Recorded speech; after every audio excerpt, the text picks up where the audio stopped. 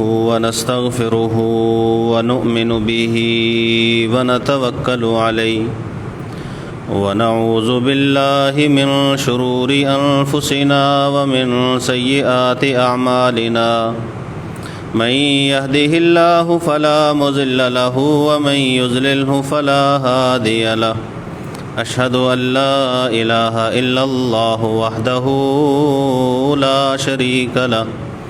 وأشهد أن محمدًا عبده ورسوله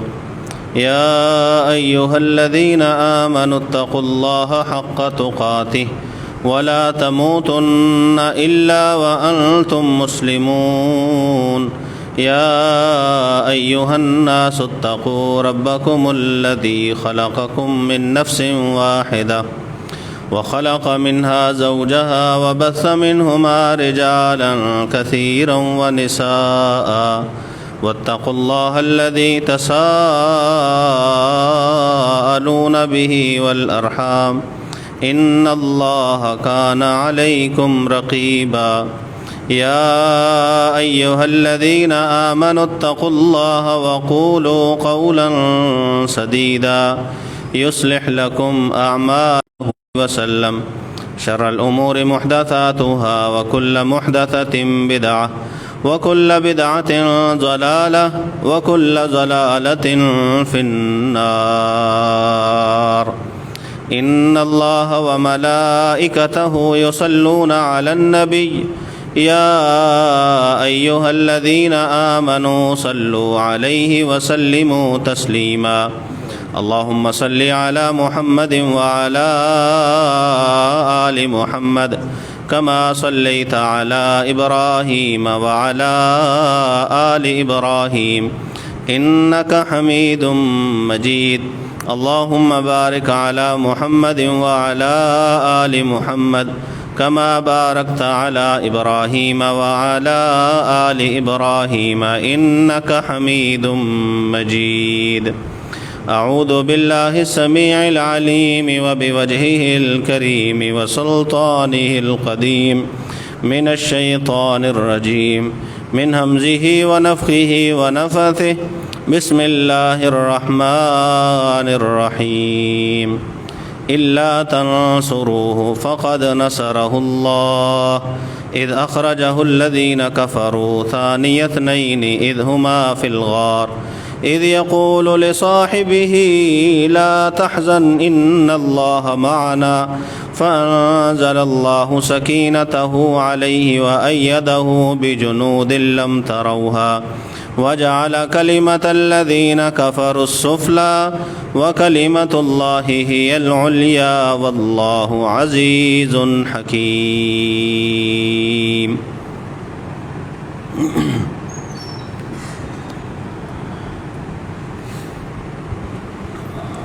رسول اللہ صلی اللہ علیہ وآلہ وسلم کے ساتھیوں کا، صحابہ کرام رضوان اللہ علیہم اجمعین کا تذکرہ وہ پچھلے 2 خطبات جمعہ سے چل رہا ہے۔ رسول اللہ صلی اللہ علیہ وسلم کے سارے ہی صحابہ جو رسول اللہ صلی اللہ علیہ وآلہ وسلم پر ایمان لائے اور رسول اللہ صلی اللہ علیہ وآلہ وسلم کو اپنی آنکھوں سے دیکھا، پھر رسول اللہ صلی اللہ علیہ وآلہ وسلم کا دعوت دین میں یا جہاد فی سبیل اللہ میں ساتھ دیا، اور وہ جو رسول اللہ صلی اللہ علیہ وآلہ وسلم کے ساتھ رہے، پیغمبر صلی اللہ علیہ وآلہ وسلم کچھ لوگوں کا بطور خاص تذکرہ فرمایا کرتے، جیسا کہ ابتداء میں رسول اللہ صلی اللہ علیہ وآلہ وسلم پر ایمان لانے والے لوگ جو سب سے پہلے، جب کہ کوئی بھی اہل مکہ میں سے رسول اللہ صلی اللہ علیہ وسلم کی نہ تو بات ماننے کو تیار تھا اور نہ ہی آپ صلی اللہ علیہ وآلہ وسلم پر ایمان لانے کے لیے تیار تھا، اس موقع پہ جو لوگ ایمان لائے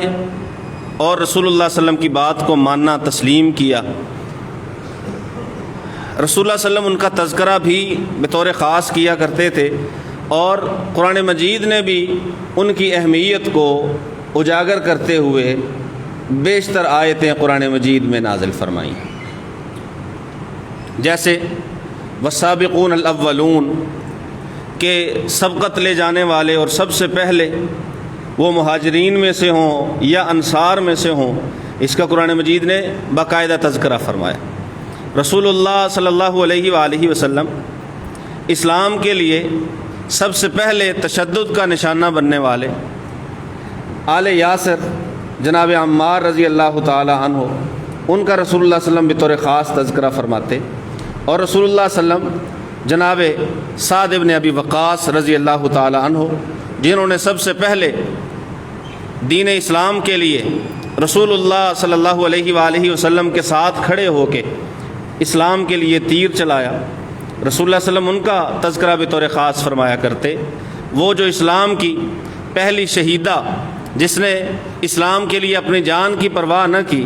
رسول اللہ صلی اللہ علیہ وسلم ان کا تذکرہ فرمایا کرتے، اور خاص طور پہ رسول اللہ صلی اللہ علیہ وآلہ وسلم حضرت ابو بکر صدیق رضی اللہ تعالیٰ عنہ کا تذکرہ فرمایا کرتے، چونکہ ابو بکر صدیق رضی اللہ تعالیٰ عنہ وہ شخصیت ہیں جو ابتدا میں ہی رسول اللہ صلی اللہ علیہ وآلہ وسلم پر اسلام لے آئے، بلکہ وہی اترنے سے پہلے ہی رسول اللہ صلی اللہ علیہ وسلم کے ساتھ دوستی اور تعلق ابو بکر صدیق رضی اللہ تعالیٰ عنہ کا تھا، اور اس بات پہ یقین تھا کہ یہ جو شخص ہے محمد صلی اللہ علیہ وآلہ وسلم، یہ جھوٹ نہیں بولتا، یہ گالی سے اپنی زبان کو گندا نہیں کرتا، یہ کبھی کسی کی غیبت نہیں کرتا، اس نے کبھی کسی کا حق نہیں کھایا، اس کے پاس اگر امانتیں رکھی ہوں تو یہ ان امانتوں میں خیانت نہیں کرتا، اور بھی بہت سارے ایسے اوصاف ہیں کہ جو اس شخص میں پائے جاتے ہیں۔ تو آپ صلی اللہ علیہ وآلہ وسلم نے سب سے پہلے جسے دعوت دی اپنے گھر سے باہر، وہ جناب ابوبکر صدیق رضی اللہ تعالیٰ، اور رسول اللہ صلی اللہ علیہ وسلم کے گھر سے باہر سے اگر کوئی شخص سب سے پہلے آپ صلی اللہ علیہ وسلم پر ایمان لایا تو وہ بھی جناب ابوبکر صدیق رضی اللہ تعالیٰ۔ رسول اللہ صلی اللہ علیہ وسلم ان کا تذکرہ بطور خاص فرمایا کرتے۔ اگر کسی صحابی کا ابوبکر صدیق رضی اللہ تعالیٰ عنہ سے کوئی نزاع ہوا، معمولی جھگڑا ہوا یا اختلاف ہوا، اور وہ لے کے رسول اللہ صلی اللہ علیہ وآلہ وسلم کے پاس آیا، تو رسول اللہ صلی اللہ علیہ وسلم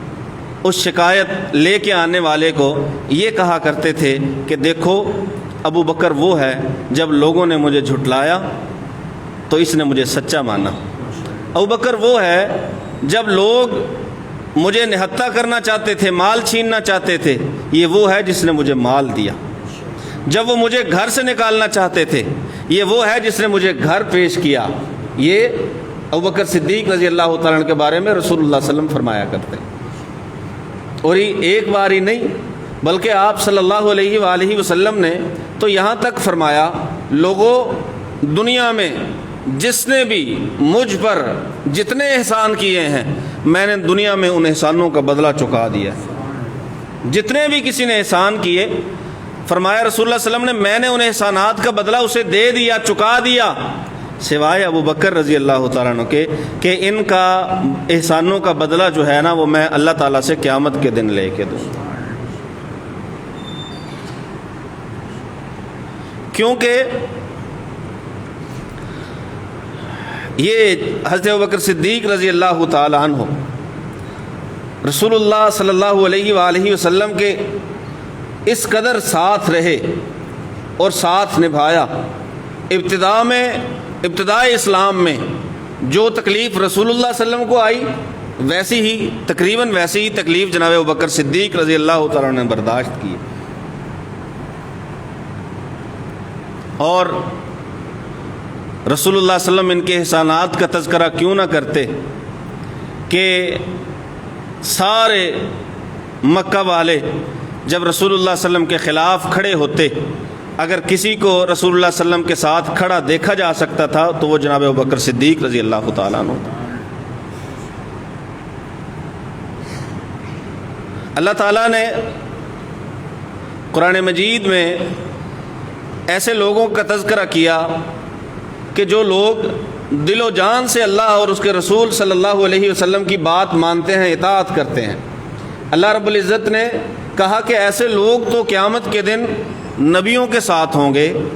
اور صدیقین کے ساتھ ہوں گے اور شہداء کے ساتھ ہوں گے اور صالحین کے ساتھ ہوں گے، اور یہ سب سے بہترین ساتھ ہے۔ اور اگلی آیت میں اللہ فرماتے ہیں ذالک الفضل من اللہ، اور اگر کسی کو یہ ساتھ مل جائے نا تو یہ اللہ کا بڑا فضل ہے۔ صدیقین میں جناب ابوبکر صدیق رضی اللہ تعالیٰ عنہ شامل ہیں، کیونکہ رسول اللہ صلی اللہ علیہ وسلم نے خود انہیں لقب صدیق سے نوازا تھا۔ یہ صدیق ہیں۔ ساتھ رسول اللہ صلی اللہ علیہ وسلم فرمایا کرتے یہ عتیق ہے۔ عتیق وہ جسے آزاد کر دیا جائے، رسول اللہ صلی اللہ علیہ وسلم فرمایا کرتے یہ وہ ہے جسے اللہ نے جہنم کی آگ سے آزاد کر دیا۔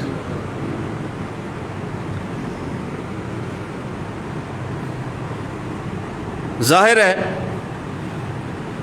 جب شخصیت ایسی ہے تو ان کی سیرت کا جب تذکرہ کریں گے، ان کی باتیں ہم سنیں گے، سنائیں گے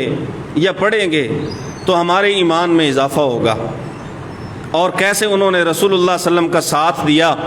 کن حالات میں رسول اللہ صلی اللہ علیہ وآلہ وسلم کے دامن کو تھامے رکھا اور رسول اللہ صلی اللہ علیہ وسلم کا در نہ چھوڑا۔ مشکل حالات میں بھی ہمیں پتہ چلے گا کہ واقعتاً یہ ایسی شخصیات ہیں جن کا تذکرہ اللہ وحدہ لا شریک نے قرآن مجید میں جا بجا فرمایا۔ ہجرت حبشہ کے بعد جب مدینہ کی طرف ہجرت کرنے کا ارادہ رسول اللہ صلی اللہ علیہ وسلم نے فرمایا اور کہہ بھی دیا کہ جو جا سکتا ہے وہ چلا جائے، ابوبکر صدیق رضی اللہ تعالی عنہ رسول اللہ صلی اللہ علیہ وسلم کے پاس آئے، کہنے لگے اللہ کے پیغمبر صلی اللہ علیہ وآلہ وسلم کیا آپ بھی جائیں گے؟ رسول اللہ صلی اللہ علیہ وسلم نے فرمایا میں جاؤں گا لیکن اس وقت جب مجھے اللہ تعالیٰ کا حکم ملے گا۔ تو ابوبکر صدیق رضی اللہ تعالیٰ عنہ یہ کہتے کہ اللہ کے پیغمبر جب بھی آپ جائیں تو میں آپ کے ساتھ جانا چاہوں گا۔ اور جب رسول اللہ صلی اللہ علیہ وسلم کے ساتھ گئے اور دن ایسے تھے کہ اہل مکہ میں یہ اعلان ہر کسی نے سن لیا تھا کہ جو کوئی محمد صلی اللہ علیہ وآلہ وسلم کو لے کے آئے گا اسے 100 اونٹ انعام میں دیا جائے گا، جو لائے گا پکڑ کے اسے 100 اونٹ انعام میں دیا جائے گا۔ علاقہ بھی ان کا، کثرت بھی ان کی، وہاں پہ حکومت اور تسلط بھی ان کا، زیادہ لوگ بھی انہی کے ساتھ۔ ان حالات میں رسول اللہ صلی اللہ علیہ وسلم کا ساتھ دینا اور رسول اللہ صلی اللہ علیہ وسلم کے ساتھ چلنا کوئی آسان کام نہیں تھا۔ پھر نہ صرف یہ کہ ساتھ دیا بلکہ جب دیکھا کہ غار ثور پہ چڑھنا ہے اور رسول اللہ صلی اللہ علیہ وآلہ وسلم تھک جائیں گے، آپ کی ہمت جواب دے جائے گی، تو رسول اللہ صلی اللہ علیہ وسلم کو اپنے کندھوں پہ اٹھایا اور ثور پہ چڑھے۔ جن لوگوں نے غار ثور دیکھی ہے وہ یہ بات بخوبی جانتے ہیں کہ کیسے باقاعدہ سیڑھیاں اب تو بنا دی گئی ہیں چڑھنے کے لیے، چڑھتے چڑھتے بندے کو لگ پتا جاتا ہے، سانس پھول جاتا ہے، جسم تھکاوٹ کا شکار ہوتا ہے، اکیلا بندہ خود چڑھتا ہے۔ آپ دیکھیے کہ کیا جذبہ ایمانی ہوگا کہ رسول اللہ صلی اللہ علیہ وسلم کو اپنے کندھوں پہ اٹھایا ہوا، نہ سیڑھیاں، نہ بندوبست، نہ کوئی چیز، مشکل چڑھائی، اور ابوبکر صدیق رضی اللہ تعالی عنہ رسول اللہ صلی اللہ علیہ وسلم کو ساتھ لے کے وہاں پہ پہنچے۔ صرف پہنچے ہی نہیں، وہاں پہ جا کے رسول اللہ صلی اللہ علیہ وسلم کے لیے جگہ کو تیار کیا، غار کو ایسے بنا دیا جیسے بستر ہو۔ رسول اللہ صلی اللہ علیہ وسلم سو گئے۔ سب سے پہلے رسول اللہ صلی اللہ علیہ وسلم کا پہرا کس نے دیا ہے؟ ابوبکر صدیق رضی اللہ تعالی۔ آپ آرام فرما ہیں، آپ آرام فرما ہیں، جاگ رہے ہیں ابوبکر صدیق رضی اللہ تعالی عنہ۔ رسول اللہ صلی اللہ علیہ وسلم کے آرام میں خلل نہ آئے، پاؤں پہ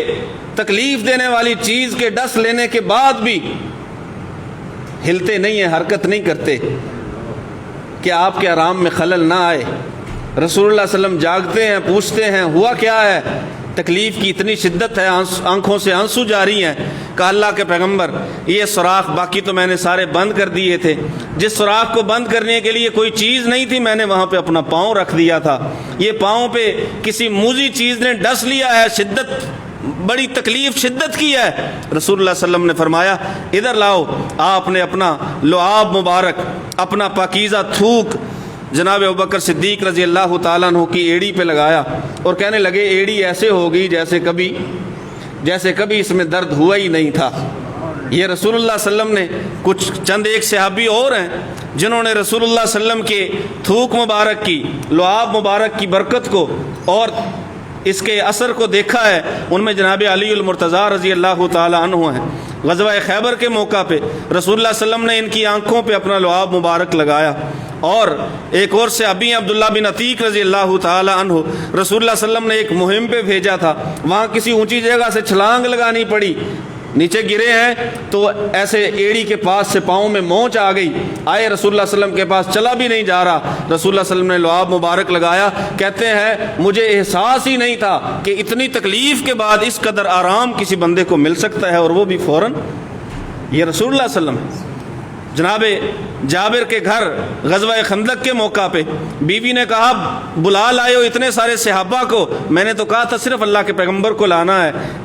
اتنا تو ہمارے گھر گوشت کا سالن ہی نہیں ہے جتنے لوگ ہیں۔ انہوں نے کہا آپ فکر نہ کریں، میں نے رسول اللہ صلی اللہ علیہ وسلم کو بلایا ہے، باقیوں کو رسول اللہ صلی اللہ علیہ وسلم نے خود بلایا ہے، اگر انہوں نے بلایا ہے تو کوئی بندوبست ان کے ذہن میں ہوگا۔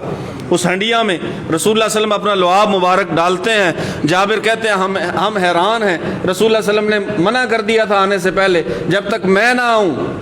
آٹا نہیں گوندنا، اور جب تک میں نہ ہوں ہنڈیا سے اس کا ڈھکن نہیں اتارنا۔ رسول اللہ صلی اللہ علیہ وسلم آئے، لعاب مبارک ڈالا، 1200 صحابہ تھے، چند افراد کا کھانا، 2-4 افراد کا کھانا، 1200 صحابہ کرام رضوان اللہ علیہ مجمعین نے سیر ہو کے کھایا۔ کہا نہ گندے ہوئے آٹے میں کوئی فرق پڑا ہے، نہ پکی ہوئی ہنڈیا میں کوئی فرق پڑا ہے۔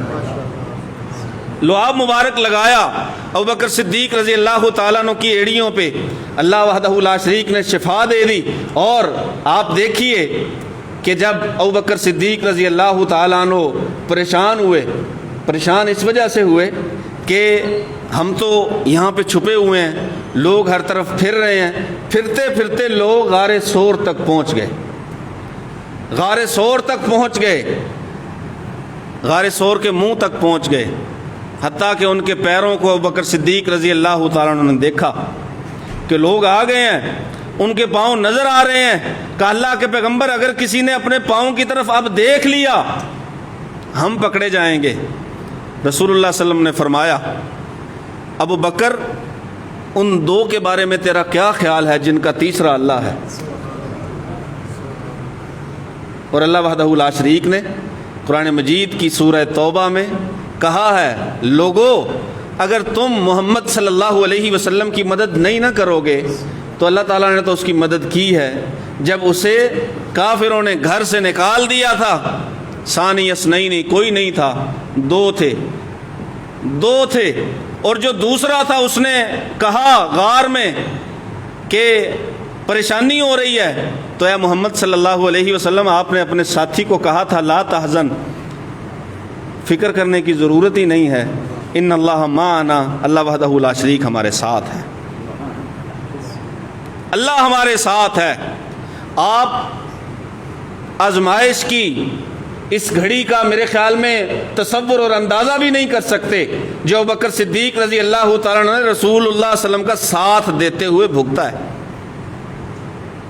جب سراقہ عین پیچھے پہنچ گیا، حضرت ابوبکر صدیق رضی اللہ تعالیٰ عنہ اور رسول اللہ صلی اللہ علیہ وسلم جا رہے ہیں، عین پیچھے پہنچ گیا، حضرت ابوبکر صدیق رضی اللہ عنہ بار بار مڑ کے دیکھتے ہیں، پریشان ہے رسول اللہ صلی اللہ علیہ وسلم کے لیے۔ رسول اللہ صلی اللہ علیہ وسلم تو صاحب وحی ہیں، آپ بڑے اطمینان سے چلے جا رہے، حضرت ابوبکر صدیق رضی اللہ تعالیٰ عنہ پریشان، بار بار پیچھے مڑ کے دیکھتے ہیں، بار بار پیچھے مڑ کے دیکھتے ہیں، اتنی قریب آ گیا، اتنی قریب آ گیا، اتنی قریب آ گیا۔ رسول اللہ صلی اللہ علیہ وسلم نے فرمایا ابوبکر گھبرانے کی ضرورت نہیں ہے، جو غار میں ساتھ تھا وہ ادھر بھی، جو غار میں ساتھ تھا وہ ادھر بھی ساتھ ہے۔ سراقہ پہنچ نہیں سکا، گھوڑے کو ٹھوکر لگتی ہے، زمین پہ گرتا ہے، دوبارہ گھوڑا تیار کرتا ہے، پھر اٹھتا ہے، اس پہ زین کستا ہے، پھر پیچھا کرتا ہے، پھر ٹھوکر لگتی ہے، گرتا ہے، حتیٰ کہ اسے محسوس ہوتا ہے۔ بعض روایات میں یہ موجود بھی ہے کہ گھوڑا جیسے زمین میں دھنسا جا رہا ہے، پھر آواز دے کے کہتا ہے اے اللہ کے پیغمبر صلی اللہ علیہ وآلہ وسلم مجھے امان دیجیے۔ کہا کیسی امان؟ دو ایسے افراد جن کے پیچھے پورے مکے کے لوگ لگے ہوئے ہیں تلاش میں، کچھ اپنا بدلہ پورا کرنے کے لیے پیچھے ہیں، کچھ اپنا غصہ مٹانے کے لیے پیچھے ہیں، کچھ صرف انعام کے لالچ میں پیچھے ہیں۔ اس سے کیسی امان مانگ رہے ہو؟ کہا امان اس لیے مانگ رہا ہوں کہ کل کو اگر کہیں آپ آ کے مکہ فتح کرتے ہیں، مکہ پہ قابض ہوتے ہیں، تو سراقہ اور اس کے خاندان کو امان دی جائے، سراقہ کے خاندان کو امان دی جائے۔ یہ رسول اللہ صلی اللہ علیہ وآلہ وسلم کا سفر ہجرت، اور رسول اللہ صلی اللہ علیہ وسلم ایسی شخصیت کا اپنے صحابہ کرام رضوان اللہ علیہ مجمعین کے سامنے تذکرہ کیوں نہ کریں کہ جب مدینہ میں اکٹھے داخل ہوئے تو اہل مدینہ نے جن دو افراد کا استقبال کیا، ایک جیسا، ایک محمد صلی اللہ علیہ وسلم ہیں، دوسرے جناب ابوبکر صدیق رضی اللہ تعالیٰ عنہ۔ مسجد قباء ہو، مسجد جمعہ ہو، مسجد نبوی ہو، میدان بدر ہو یا احد ہو، اگر رسول اللہ صلی اللہ علیہ وسلم کے ساتھ کوئی ہے تو وہ جناب ابوبکر صدیق رضی اللہ تعالیٰ عنہ ساتھ ہیں، بالکل ساتھ۔ صحابہ فرماتے ہیں کہ ہماری تو زبان پہ اکثر یہی رہا کرتا تھا، کیونکہ رسول اللہ صلی اللہ علیہ وسلم، جناب ابوبکر رضی اللہ تعالیٰ عنہ، جناب عمر رضی اللہ تعالیٰ عنہ، یہ اس قدر ہر جگہ پہ ساتھ آیا اور جایا کرتے تھے کہ ہماری اکثر زبانوں پہ یہی رہا کرتا، اللہ کے پیغمبر صلی اللہ علیہ وآلہ وسلم اور جناب ابوبکر جناب عمر آئے، اللہ کے پیغمبر صلی اللہ علیہ وسلم جناب ابوبکر اور جناب عمر رضی اللہ تعالیٰ عنہ ہو گئے۔ رسول اللہ صلی اللہ علیہ وآلہ وسلم نے فرمایا ایک وقت ایسا آیا یا ایسا آئے گا کہ جب کوئی شخص گائے کے اوپر سواری کرے گا، گائے اسے بول کے کہے گی کہ مجھے اس لیے تو نہیں بنایا گیا کہ مجھ پہ تو سفر کرتا ہے۔ کہا اللہ کے پیغمبر صلی اللہ علیہ وآلہ وسلم، گائے بھی بولتی ہے، گائے بھی بات کرتی ہے، کیسی تعجب کی بات ہے۔ کہا میرے صحابہ، میری یہی بات لے کے ذرا ابوبکر کے پاس جاؤ اور پوچھو رسول اللہ صلی اللہ علیہ وسلم نے فرمایا ہے گائے بولتی ہے یا نہیں، اس سے پوچھو۔ یہ کیفیت ایمان ہے کہ رسول اللہ صلی اللہ علیہ وسلم کو یقین ہے کہ میری اس بات پہ ابوبکر صدیق رضی اللہ تعالیٰ عنہ یقین کریں گے، اور پیغمبر صلی اللہ علیہ وآلہ وسلم نے فرمایا میں گواہی دیتا ہوں کہ گائے بات کرے گی۔ ابوبکر گواہی دیتا ہے، حالانکہ موجود نہیں ہے، ابوبکر گواہی دیتا ہے کہ گائے بات کرے گی، عمر رضی اللہ تعالیٰ عنہ گواہی دیتے ہیں کہ گائے بات کرے گی۔ ایسا ایمان، غیر متزلزل ایمان، اور رسول اللہ صلی اللہ علیہ وآلہ وسلم کا ساتھ نبھانے میں، ساتھ دینے میں ابوبکر صدیق رضی اللہ تعالیٰ عنہ ایک واحد شخصیت ہیں کہ جتنا رسول اللہ صلی اللہ علیہ وسلم کا ساتھ کسی نے نہیں دیا۔ جسمانی طور پہ ساتھ ہیں اور مالی طور پہ بھی ساتھ۔ جب مکہ سے چلے، اور یہ میں بات پہلے کئی بار عرض کر چکا ہوں کہ ابوبکر صدیق رضی اللہ تعالیٰ عنہ کا ایک واقعہ نہیں ہے کہ انہوں نے سارا مال لا کے رسول اللہ صلی اللہ علیہ وسلم کے پاس جمع کروا دیا تھا، بلکہ 2 بار ایسا کیا ہے۔ جب ہجرت کے لیے مکہ سے چلے تو ابوبکر صدیق رضی اللہ تعالیٰ عنہ گھر کا سارا مال ساتھ لے کے آئے، سارا مال، اونٹنیاں بھی ان کی، اور اونٹنیوں کو کھلاتے پلاتے اس لیے رہے تاکہ یہ سفر ہجرت میں میرا اور رسول اللہ صلی اللہ علیہ وآلہ وسلم کا ساتھ نبھا سکیں۔ سفر ہجرت میں سارا کچھ گھر سے لے لیا اور آگے رسول اللہ صلی اللہ علیہ وسلم کے ساتھ، اور کبھی اس چیز کا تذکرہ بھی نہیں کیا۔ رسول اللہ صلی اللہ علیہ وسلم نے ایک بار انتہائی ضرورت کے موقع پہ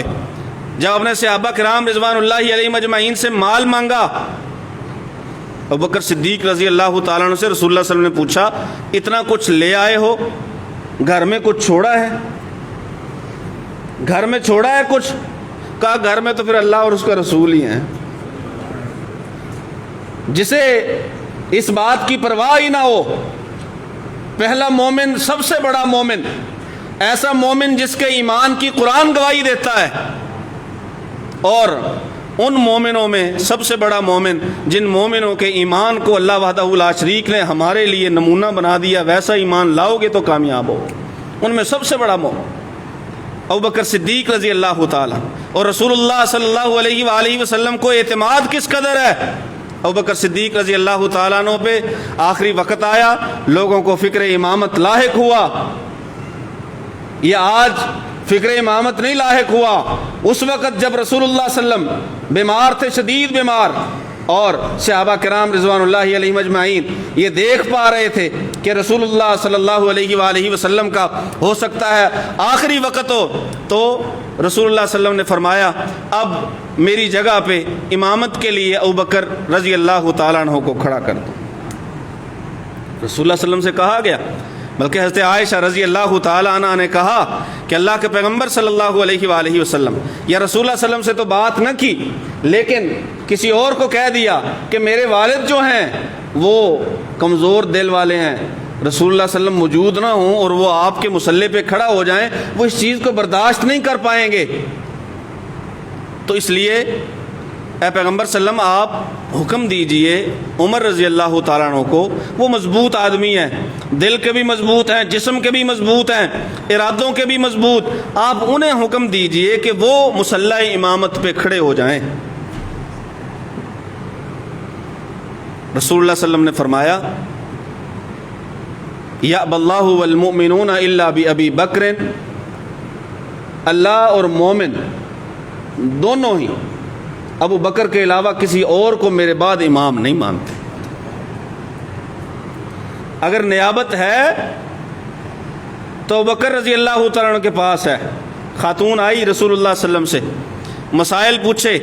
کہا میں ہر سال اسی موسم میں آتی ہوں، اگلے سال اگر آؤں آپ نہ ملیں تو میں کس کے پاس جاؤں مسائل پوچھنے کے لیے، باتیں بتانے کے لیے؟ کہا پھر تو ابو بکر کے پاس آ جانا، میں نہ ملوں تو ابو بکر صدیق رضی اللہ تعالیٰ عنہ کے پاس آ جانا۔ یہ رسول اللہ صلی اللہ علیہ وآلہ وسلم اپنی زندگی میں فرما رہے ہیں، اور جنہوں نے رسول اللہ صلی اللہ علیہ وآلہ وسلم کا ساتھ دیا اور ساتھ دینے کا حق ادا کیا، ان میں سب سے پہلے نمبر پہ ابوبکر صدیق رضی اللہ تعالیٰ عنہ۔ خود محمد الرسول اللہ صلی اللہ علیہ وآلہ وسلم کی زبان اقدس نے یہ گواہی دی ہے، اور لوگوں نے دیکھا ہے کہ اسلام لانے کے بعد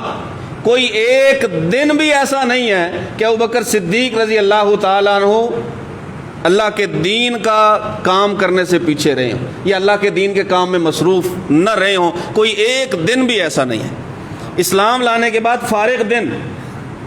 کہ جس دن ابوبکر صدیق رضی اللہ تعالیٰ نے رسول اللہ صلی اللہ علیہ وسلم کے لیے یا دین اسلام کے لیے کچھ نہ کیا ہو، کوئی ایک دن بھی ایسا کوئی شخص سامنے نہیں لا سکتا کہ اسلام لائے ہیں اس کے بعد ابوبکر صدیق رضی اللہ فلاں فلاں دن فارغ رہے ہیں۔ فارغ نہیں رہے،